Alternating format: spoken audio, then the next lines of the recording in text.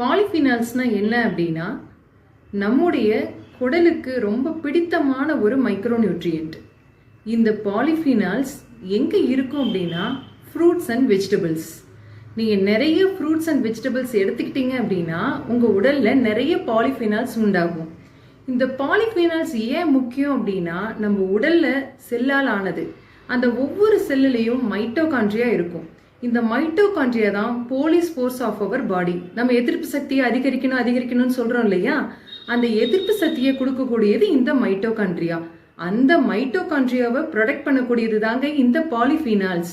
அப்ப நிறைய fruits and vegetables சாப்பிட்டோம் அப்படின்னா நம்ம உடம்புல நிறைய பாலிஃபினால்ஸ் கிடைக்கும். நம்ம மைட்டோகாண்ட்ரியாவை பாதுகாக்கலாம். அதன் மூலமா நமக்கு நல்ல எதிர்ப்பு சக்தி கிடைக்கும்.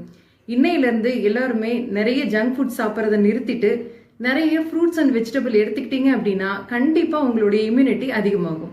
நன்றி.